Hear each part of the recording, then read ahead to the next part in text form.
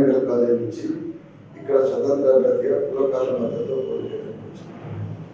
అక్కడి నుంచి మొదలు పెడితే 2003లో టీఆర్ఎస్లోకి నా 42వ జన్మదినోత్సవం రోజు పోయే సందర్భంగా వారు యాదృచ్ఛికంగా కోదాడ నుంచి పాదయాత్ర పెట్టిండ్రు. ఆ రోజు ఆ పార్టీలో చేరడానికి ముందు వరకు కూడా నిరంతర ప్రజా ఉద్యమాల్లో ఉన్న విప్లవకాలకు సంబంధించినటువంటి హక్కులకు సంబంధించి కానీ ప్రజల హక్కులకు సంబంధించి కానీ చాలా ఉద్యమాలు చేసింది. 2003లో నేను టీఆర్ఎస్లో చేరిన సమయానికి ముందే 1997 ఆగస్టు 11నే మారోజు వీరన్న గారి నేతృత్వంలో కొనసాగుతున్న ప్రజా ఉద్యమ సపోర్ట్ తోటి ఓ పెద్ద సభ చేయడం. దానికి లోకాదిన్న తెలంగాణని ఇప్పటికీ మీ కాంపిటేటివ్ ఎగ్జామ్స్లో వస్తున్నటువంటి ఏదైతే ఉందో దాంట్లో అదే పెద్ద టర్నింగ్ పాయింట్. తెలంగాణ ఉద్యమ చరిత్రలో పెద్ద మైలురాయి ఏమన్నా ఉందంటే లోకాదిన్న తెలంగాణ చూడండి సదస్సు. తెలంగాణ మహాసభ చాలా సురక్షితంగా ఈ తెలంగాణ రాష్ట్రంలో సుమారుగా 300 పైబడే సభలు పెట్టింది. నాకు తెలిసి వ్యక్తిగతంగా నేను అందరినీ దగ్గర వేసి కూడితే 25 లక్షల పైకి ప్రజలు కలిసే అవకాశం వచ్చింది. అంత పెద్ద ప్రవాహం దగ్గర తెలంగాణ ఉద్యమాన్ని తీసుకొని పోయాం. కాబట్టి ఆ స్ఫూర్తిని కొనసాగించడం కోసం ఒక శాసనసభ్యుడిగా తాను రాజీనామా చేసి వచ్చి నేను తెలంగాణ రాష్ట్రం పెడతాను చెప్పాను. కాబట్టి చంద్రశేఖరరావు గారితో చేయగలిపి నేను 30 ఆగస్టు 2003న హాలియాలో జాయిన్ అయిన తర్వాత వివిధ సందర్భాల్లో ఆ పార్టీని ఎట్లా నిర్మించున్నాం మీ అందరికీ తెలుసు. అన్నిటికంటే ముఖ్యంగా వారు నిరంతర ఉప ఎన్నిక పోవడం, ఒకసారి అది రివర్స్ కొట్టిన తర్వాత 9కి పడిపోయింది సంఖ్య.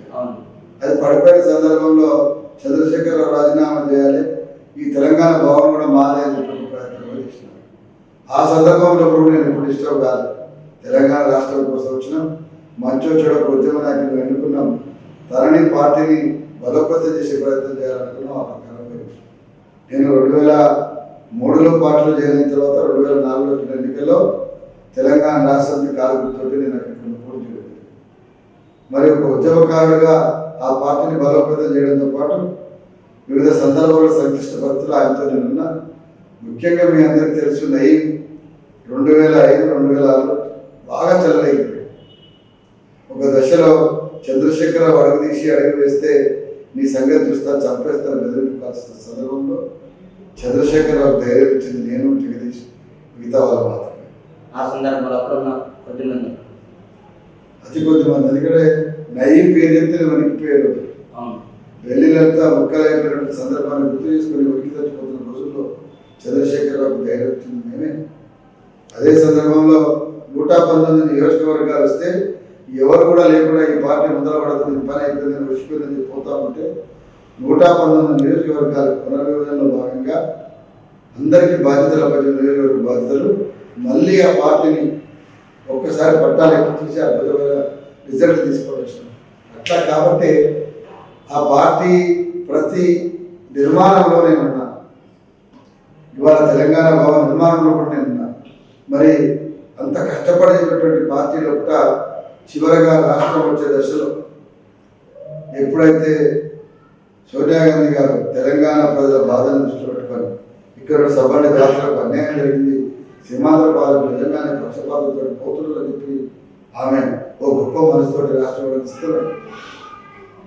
వారు సిద్ధమవడానికి సహకరించినటువంటి వాళ్ళు, నిరంతరం ప్రశ్నించే వాళ్ళు ఎవరంటే మనందరి యొక్క ఆత్మీయ సోదరి, మనందరి బహుజన వర్గాలకు ప్రియతమైనటువంటి కుమారి మాయావతి గారు, అదేవిధంగా భారతీయ జనతా పార్టీ ఆనాడు పార్లమెంట్లో నిరంతరం తెలంగాణకు నిర్ణయించినటువంటి సుష్మా స్వరాజ్ గారు, సహకరించినటువంటి మీరా కుమారి గారు, వీరందరూ గొప్ప చరిత్ర.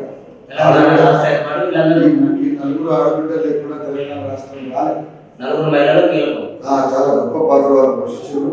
ఎట్లయితే మన తెలంగాణ రాష్ట్రం ప్రకటించగానే చంద్రశేఖరరావు ఫక్తు రాజకీయ పార్టీ మాది, ఇక ఉద్యమ చరిత్ర ఒడిచిపోయిందని చెప్పేసి కొండామురళికి ఇవ్వాలన్నటువంటి దానం నాగేంద్ర లాంటి దిక్కుమాలను అందరినీ ఒక దగ్గర తీర్చే ప్రయత్నం చేస్తున్నప్పుడు తీవ్రంగా వ్యతిరేకిస్తున్నాం.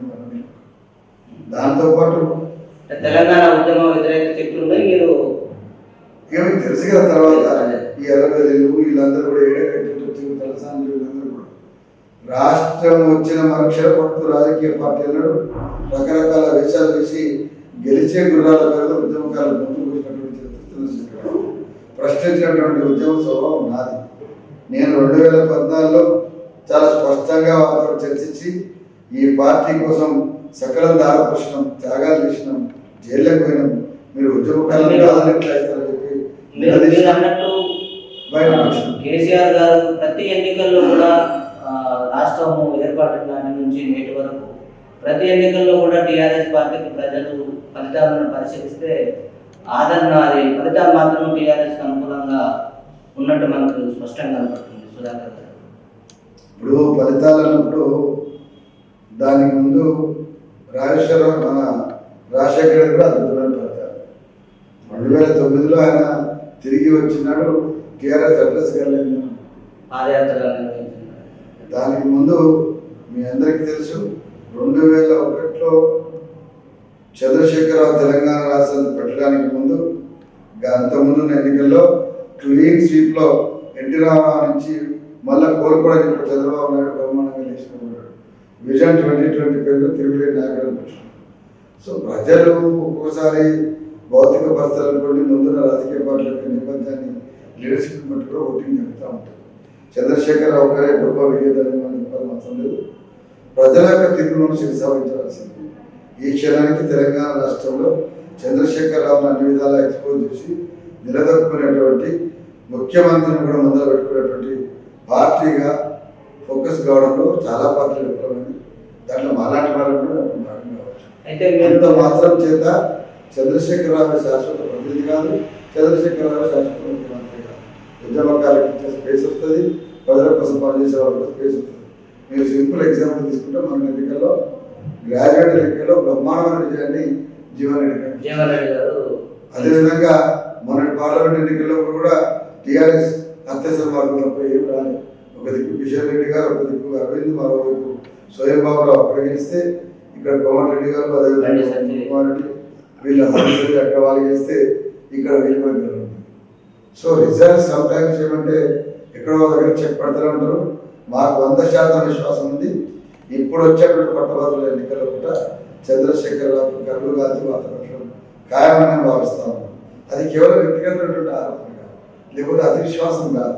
ఎందుకు కాదంటే చంద్రశేఖరరావు గారు ఏ నోటిఫికేషన్స్ ఇవ్వకుండా 35,000 ఉద్యోగాలకు పరిమితమైనటువంటి దరిద్రంగా పర్ఫార్మెన్స్ ఉన్నటువంటి రాష్ట్రం తెలంగాణ రాష్ట్రం. పక్క రాష్ట్రంలో కూడా 50,000 ఉద్యోగాలు చంద్రబాబు నాయుడు గారు ఇచ్చున్నారు. జగన్మోహన్ రెడ్డి గారు అయితే ఏడాది లోపట్టే 40,000 ఉద్యోగాలు వారికి ప్రయాణం చేస్తున్నారు. నేను అడుగుతా ఉన్నా, రెగ్యులర్ బడ్జెట్ రాష్ట్రంలో కూడా 40,000 దాటారు, పక్కన ఉన్న రాష్ట్రంలో 1,00,000 ఉద్యోగాలకు ఎట్లా చేరుతుంది? ఇది మీరు ఎట్లా చెప్తారు చంద్రశేఖర్ ఎక్స్ప్లెయిన్ చేయాలి, అడగదలుచుకున్నారు. అదే సందర్భంలో తెలంగాణ రాష్ట్రంతో ఉద్యమంతో సంబంధం లేనటువంటి పల్లరాజులను తీసుకొచ్చి పెద్ద పట్టాభిషేకం చేసినట్టుగా పట్టభద్రులకు అంకితం చేసి ఇవాళ గెలిపించుకొని ఒక్కనాడు కూడా రాజేశ్వర రెడ్డి గ్రాడ్యుయేట్ల గురించి మాట్లాడారు. ఒక్కనాడు కూడా శాసన మండలిలో నిరుద్యోగుల గురించి కానీ ఉపాధ్యాయుల గురించి ఉద్యోగుల గురించి మాట్లాడాలి. మనందరికీ తెలిసిన విషయం. ఇట్లా మాట్లాడే నాయకులు లాంటి వాళ్ళు తీసుకొస్తే దీనికి ఎక్కడికి పోతాడు? చంద్రశేఖరరావు ఎక్కడికి పోతాడు? ఎట్లా ఎక్కడికి పోతాడు? కాలేజీలో పైసలు లెక్క పెడతారు, నమ్మకాలు మంచిగా కావాలి. పైసలు మిషన్ లెక్క పెట్టే మిషన్ లెక్క బ్రహ్మాండంగా లెక్కలు సబ్మిట్ చేసి 10 పరక సంపాదించుకొని చిన్న కళాశాల నుంచి ప్రైవేట్ యూనివర్సిటీ సాధించుకునేదాకా ఇవాళ గ్రోత్ ఉంది. మళ్ళా అదే చరిత్ర.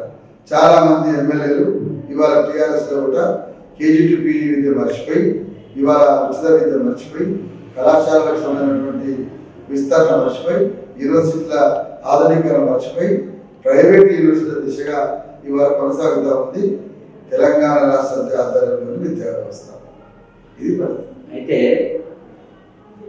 గత ఎన్నికల్లో 2018 అసెంబ్లీ తెలంగాణ అసెంబ్లీ జరిగినటువంటి ఎన్నికల్లో టీఆర్ఎస్ పార్టీ ప్రభుత్వ తరఫున పోటీ చేస్తున్న టీఆర్ఎస్ వ్యతిరేకంగా టీడీపీ, కాంగ్రెస్, తెలంగాణ జన సమితి, తెలంగాణ ఇంటి పార్టీ వీరందరూ కలిసి పోటీ చేసినప్పటికీ ఆశించిన ఫలితాలు రాకపోగా నిరాశమైనటువంటి ఫలితాలు వచ్చిన నేపథ్యంలో మరోసారి మీరు విడివిడిగా పోటీ చేయడం వలన నష్టపోయే సమస్యలు ఏమన్నా ఉత్పన్నమయ్యే అవకాశం ఉందా? ఇప్పుడు చంద్రశేఖరరావు గారు నీకు ఇష్టం ఉన్నా నాకు ఇష్టం ఉన్నా లేకున్నా ప్రజలు కోరుకున్నారు. కళ్ళమందర కనపడ్డప్పుడు అనేకమైనటువంటి కారణాల చేత చంద్రశేఖరరావు గారికి 2014 అధికారం అప్పచెప్పుడు వాళ్ళకు తెలంగాణ రాష్ట్రానికి రావాల్సినటువంటి అనేకమైన అంశాలు కూడా ఉద్యమ నాయకులు కాబట్టి న్యాయం చేశాను అనుకున్నప్పుడు దానికి ప్రత్యామ్నాయంగా రావాల్సింటే ఎవరుండాలి? ఉద్యమకారులు ముందుండాలి. ఉద్యమకారులు ముందుండాలి. కాంగ్రెస్ అయితే ఉంది, టీఆర్ఎస్ అయితే ఉందండి. తెలంగాణకు సకల తిప్పలు అనేక మంది ఇప్పుడు కూడా కాంగ్రెస్ ఉన్నారు. తెలంగాణ సిద్ధాంతాన్ని పాటించినటువంటి చంద్రబాబు గారు తోటి మీద వేదిక పంచుకోవడం కొంత తెలంగాణ తెలంగాణ ఉద్యమ నాయకులుగా గౌరవించడం అభిమానించడము వేలాది మంది ఉన్నారు. అందులో అనుమానించారు. కానీ తెలంగాణ విషయంలో ఒక స్పష్టమైన వైఖరిని చంద్రబాబు తోటి వైఖరి అని చెప్పి చంద్రబాబు నాయుడు వర్షం చంద్రశేఖరరావు ఏమో ఉద్యమ పార్టీ అని చెప్పేది వర్షం ముచ్చలేదు. కానీ 2 కాల సిద్ధాంతం చంద్రబాబు నాయుడు వర్షం ముచ్చట కాదా? నేను అడుగుతా ఉన్నా, తెలుగుదేశం కంట్రిబ్యూషన్లో పాజిటివ్గా చెప్పాలన్నటువంటి దద్దమల స్థితిలో కూడా మార్పులు ఉండే పటేల్ పట్వాల వ్యవస్థని ఎన్టీ రామారావు రద్దు చేయకపోయింటే నిజంగా నేను బీసీలకు ప్రాతినిధ్యం ఇచ్చే అవకాశం ఎన్టీ రామారావు తీసుకొచ్చిన ఆ వ్యవస్థ పటేల్ పటాల వ్యవస్థ రద్దు చేయడం వరకు ప్రజలు సమర్థించారు. కానీ చంద్రబాబు గారు తెలంగాణ విషయంలో మీలాంటి ఉద్యమ నాయకులని కొద్దిగా జీవించుకోలేని సందర్భంగా ఆ వేదికలో కనిపించినట్టుగా చంద్రబాబు నాయుడు అనే అంశం కంటే కూడా చంద్రబాబు నాయుడు తోటి మొత్తం రాష్ట్ర పుష్టి తిరిగి మొత్తం ఆర్థికంగా అనేక విషయాలు వారే ఆదుకున్నటువంటి అతి విశ్వాసం, అతి చనువు, తర్వాత ఉద్యమకాలను దూరపెట్టడం, ఆధిపత్య కులాల యొక్క అహంకారపరమైన ప్రదర్శన, చాలా ప్రాంతాలని తాను యుద్ధ ప్రభువులుగా ముఠా నాయకులుగా పంచుకున్న తీరు తెలంగాణ సమాజానికి రుచించలేదు. ఎందుకు మాట్లాడుతుందంటే నేను నల్గొండ చూసి జిల్లా చూసి అర్థమవుతుంది. ఆయన ఈడ కూర్చుంటాడు, పక్క రాష్ట్రంలో దస్తేస్తాడు, ఆయన కొడుకు ఇంకో దగ్గర దస్తేస్తాడు. వీళ్ళ ఇష్టాలంటే అనుకుంటారు. అందుకోసం ఈ పద్ధతిని ఈ రాష్ట్రంలో బీసీలు ఆశించే పద్ధతులు ప్రధానంగా ఎందుకు మాట్లాడుతుందంటే ఇతను ముందు ఎందుకు ఎందుకు ప్రత్యేకంగా ఇంత మాత్రమైన బీసీల అస్తిత్వం తెలంగాణ ఈ మాత్రం ఉందంటే అవాళ ఒక స్పేస్, ఒక బ్రీతింగ్ స్పేస్ చంద్రబాబు వదిలిపెట్టారు. దాన్ని కొనసాగించడం చంద్రబాబు నాయుడు పాజిటివ్ చెప్తున్నాడు. మీరు అట్లా కేవలం తెలంగాణ అంశంలో కూడా 2 కాల సిద్ధాంతం మిగతా విషయంలో కూడా బీసీ లీడర్షిప్ మిగతాది వేలూరు కోడలో కూడా అంత ఇంత చేయడంలో కూడా ఇప్పటికీ తెలుగుదేశం పార్టీకి ఆ ఎల్రామనేటువంటి ఒక మనిషి లాంటి ఒక పద్మశాలి సాధారణ మనిషిని ఓ పార్టీ అధ్యక్షుడు కొనసాగించే స్థితిలో కాంగ్రెస్ పార్టీ నేను అడుగుతా ఉన్నాను. రేపు కూడా మళ్ళీ భవిష్యత్తులో కూడా తెలుగుదేశం పార్టీ మళ్ళీ బీసీనే అధ్యక్షుడు. ఆశ్చర్యపోతున్నారు. సంతోషం అంటే కొన్ని విషయాలు మనం చెప్పడానికి ఏదో సెంటిమెంట్ మాత్రం మాకంటే ఎక్కువ సెంటిమెంట్ తెలంగాణ గురించి ఒక సూడో సిచ్యువేషన్ అడిగి ఏంటంటే తెలుగుదేశం రాయంతో మొత్తం మీద తెలంగాణ గొప్ప పోరాటం ఉన్న ప్రజల యొక్క ఆకాంక్షల్ని, ఇక్కడ ఉన్న ప్రజల హక్కుల్ని, ఇక్కడ ఉన్న ప్రజల యొక్క ప్రాతినిధ్యాన్ని అవమానపరిచేటువంటి వాడు తెలంగాణ అంశం కనుక పెద్ద ద్రోహం చేస్తున్నట్టు. ఈ అంశం ప్రత్యేకంగా ఎందుకు చెప్తుందంటే ఇది మా కుటుంబం వర్తిస్తుంది. మీరు నల్గొండ జిల్లాలో చూసుకుంటే ఒక గుత్తా సుఖేంద్ర ఎగ్జాంపుల్ దాకా వరకు గుత్తా సుఖేంద్ర ఎన్నిసార్లు ఎన్ని కుటుంబం మార్చుడు, ఏ కుటుంబం మార్చిన ఆయన ఎంపీ, ఆయన ఎంపీ అంటే చెప్తున్నా. ఎందుకు చెప్తానంటే తెలివిగా ఆధిపత్య కులాలు ఏం చేస్తాయంటే వెళ్ళిపోయినా సరే వాళ్ళే అంబట్ల దగ్గర దగ్గర అటు 2 దిక్కులు ఆడిచేసి మొత్తం మీద వాళ్ళే మంత్రులు, వాళ్ళే ఎమ్మెల్యే. రాజశేఖర్ ఫ్రంట్ కట్టినా అది అనుకూలంగా మనం తెచ్చుకుంటాం. చంద్రబాబు నాయుడు ఇంకో ఫ్రంట్ కట్టినా వాళ్ళు అనుకూలంగా తెచ్చుకుంటాం. ఈ రకమైనటువంటి దొంగాటకాన్ని గమనించి కాబట్టి ప్రజలు కూడా మహాకూటమి వెనుక ఒక మహానాటకం అనుకున్నారు. మహాకూటమి వెనుక కూడా ఒక ఆధిపత్య కులాల కాలకూట విషయం ఉందని చెప్పి భావించారు. కాబట్టి మహాకూటమి అనేది గడిలో కలిసిపోయింది. దానికి చాలా స్పష్టంగా బట్టి గారు మిగతా వాళ్ళు మాట్లాడినట్టు చెప్పినాను. మీకు ఎంత ఆక్రోషం ఉన్నా బీసీఎస్సీల గురించి ఎంత ఈ ఇందిరాగాంధీ సమాజంలో ఒక పార్టీ ఎస్సీలకు బీసీలకు బ్రహ్మాండమైనటువంటి చెప్పుకున్నా తెలంగాణ ప్రజెంట్ కాంటెక్స్ట్ లో కాంగ్రెస్ పార్టీ పచ్చి బీసీ వ్యతిరేకతని, పచ్చి దళితుల వ్యతిరేకతని కొనసాగిస్తుంది వాస్తవం. దాని నుంచి మీరు బయటపడకుండా కాంగ్రెస్ పార్టీని మీరు రివైవ్ చేయలేదు. ఇక్కడ లీడర్షిప్లో ముసలి వాళ్ళందరూ వేలుడిపోయి పచ్చి ఫ్యూడల్ పీఠాధిపతులుగా మఠాధిపతులుగా మనం మారిపోయింది. దీన్ని మార్చాల్సిన బాధ్యత మీ మీద చెప్పినాం. సోనియా గాంధీ గారు చెప్పినాం. ఒక దశలో కోపంగానే కాంగ్రెస్ ఐ అంటే అర్థం ఇండియన్ నేషనల్ కాంగ్రెస్ అని మాత్రమే కాదు, కాంగ్రెస్ ఐ అంటే ఇంక్లూజన్, అందరినీ కలుపుకుంటుందని అర్థం. మరి కానీ మరి ఏం జరుగుతుంది, అంత ఎక్స్క్లూడెడ్ కాంగ్రెస్ ఈ తెలంగాణలో ఉన్నటువంటి కాంగ్రెస్ పార్టీ అంటే కాంగ్రెస్ ఈ అంటే ఎవరు మార్గంలో చేసి వాళ్ళు మాత్రమే పిల్లలు కూర్చుంటారు. చంద్రశేఖరరావు మరొకసారి ఎంపీ ముఖ్యమంత్రి అయినా పర్వాలేదు, కానీ మా దాంట్లో ఎవరు ముఖ్యమంత్రి అవుతాడో ముందు మేము చెక్ పెట్టుకోవాలి. మా దాంట్లో కూడా డౌన్ కావడం లేచి పుసుకునే అవకాశం వస్తే మళ్ళీ కనిపించకుండా చేయాలి. మధు యాష్కి లాంటి గొప్ప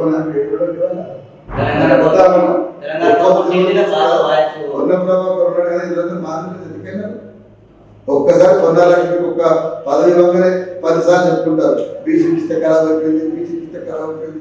50 మంది టికెట్ ఇప్పించి ఒక్కరికి గెలిపించుకొని దద్దమ్మ స్థితిలో మేము పాల్గొన్నటువంటి ఆత్మహత్య కూడా ఇవాళ అర్థం చేసుకోవాలి.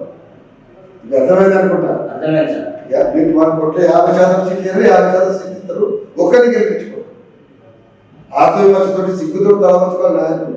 ఇంకా మేము ఇంత మునగాలం, మేము ముఖ్యమంత్రులం అవుతాం, మేము ప్రశ్నించే గొంతులం, మేము చంద్రశేఖర్ ఏదైతే అర్థం చూస్తాం, ఏమంత చూస్తారు? కులం యొక్క అర్థం చూడకుండా, ఆధిపత్య భావజాలం యొక్క అర్థం చూడకుండా మీకు ఎవరికి అర్థమవుతారు? ఈ రాష్ట్రం మాదని చెప్పి సభలో వర్ణాలు అనుకుంటున్నాయి. మేము కొట్లాడుతున్న రాష్ట్రం వచ్చిందని మేము అనుకుంటున్నాం. మా త్యాగాల పురాలని అనుకుంటున్నాం. మేము చట్టసభలకు వెళ్ళాలి. ఎంతకాలం మీరే వెళ్తారు? మీరు ఏ పార్టీ ఉంటుంది, ఏ రంగంగా కట్టుకుంటుంది మనం. అందుకోసం వాళ్ళని ఈ పోటీలో కేవలం చట్టసభ ఎనర్జీ కాంగ్రెస్ మాత్రమే కాదు, ఇంత పెద్ద సుదీర్ఘ ప్రాంతంలో సబ్బండ వర్గాల యొక్క రాజాధికార కాంక్షలు ఖచ్చితంగా ప్రజల దగ్గర తీసుకుంటున్నారు. ఇవాళ ఇప్పటిదాకా జరుగుతున్న ప్రచారంలో ఎవరెవరు ఉన్నారు చెప్పండి. చర్చ దగ్గర పోటీ చేయడం రాగానే పదనాలకు మొసపెట్టడం అనుకుంటుంది ఆశ. గవర్నర్ పదవి ఇస్తే నువ్వు పోవు, రాజ్యసభ సభ్యుడు ఇస్తే పోవు, ఎమ్మెల్యే ఇస్తే పోవు, ఇంట్లో కూర్చుంటే నాకు పదవుల మీద కాంక్ష లేదు, నేను రికార్డ్స్ జయశంకర్ వారసు అని చెప్పి మరి వారసులు ఏడిపెట్టి వాళ్ళు ఎమ్మెల్సీకి వచ్చేసరికి ఆడ వచ్చిందా? మీ దగ్గర నేను రిప్రజెంట్ చేయలేదా? కలిసి పనిచేద్దాం సార్, నాకు ఒక్కరే వచ్చే అవకాశం ఇస్తే మీతో పాటు కలిసి ఉంటా, అవసరమైతే 2 పార్టీలు కలిసి పనిచేద్దాం, కలిసి ఒకే పార్టీ వద్దాం అని. ఇప్పుడు అదే చర్చ సార్. ఇప్పుడు మెయిన్ ఏంటంటే తెలంగాణ ఉద్యమ నేపథ్యము, అటు వామపక్ష ఉద్యమ నేపథ్యాలు, సామాజిక ఉద్యమ సంస్థలు, గౌరవ సంఘాలలో పనిచేసినటువంటి కోదండరామ్ సారు, డాక్టర్ శరత్ సుధాకర్ గారు ఇద్దరు కూడా ఈ 3 జిల్లాల్లో అదే సమాంతరంగా సమానంగా భావజాలం ఉన్న వ్యక్తులు, అభిమానించే వాళ్ళు, శ్రేణులు అధికంగా ఉన్నారు.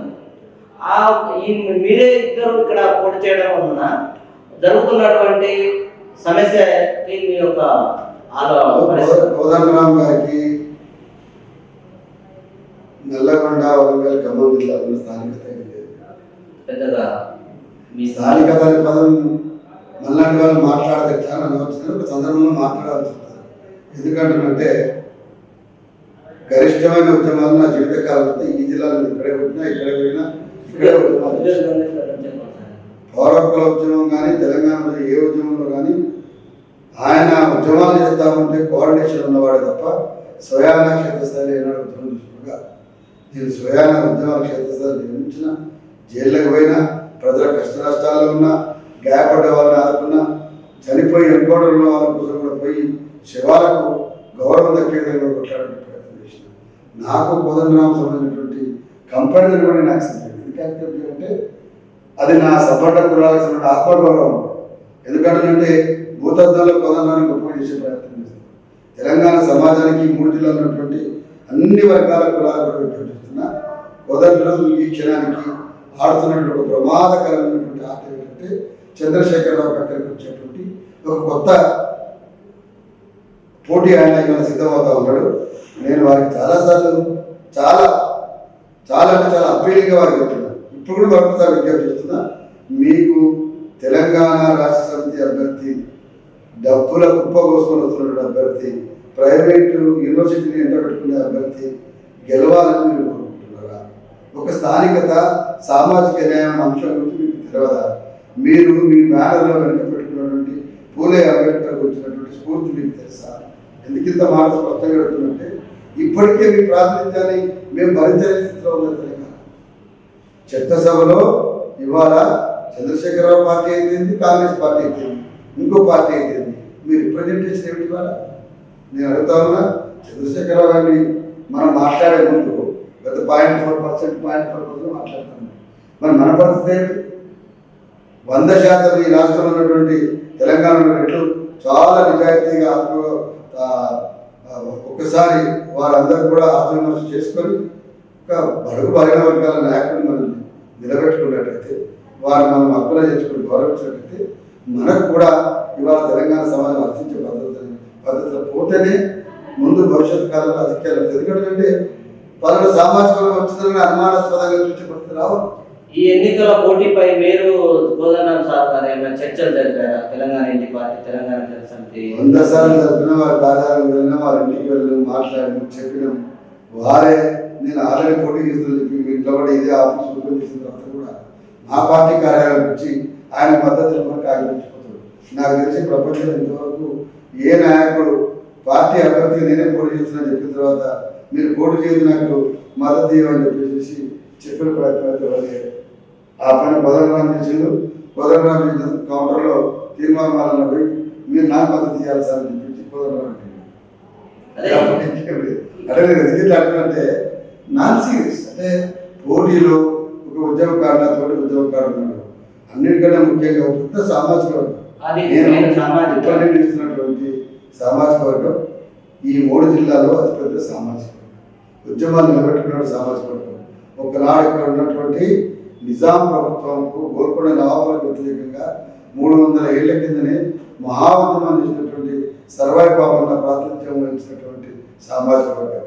తెలంగాణ ఉద్యమంతో పాటు స్వాతంత్ర సమరయోధుల ఉద్యమంలో కూడా ఆనాడు ఆర్య మహాసభ ప్రేరణతోటి రజాకారులకు వ్యతిరేకంగా కత్తి దూసి 100 మంది రజాకారుల తలనరికినటువంటి మొగలయ్య గౌడ్ వారసత్వంలో ఉన్నటువంటి వాడిని, ధర్మవృక్షం వారసుడిగా ఉన్నటువంటి వాడిని. కాబట్టి వారు అడుగుతాను, కోదండరాం గారు, మీరు మీ సామాజిక పెద్ద పిల్లలు ఎంత గొప్పగా ఇవ్వాలో తెలంగాణ సమాజం ప్రజలు ఇచ్చింది.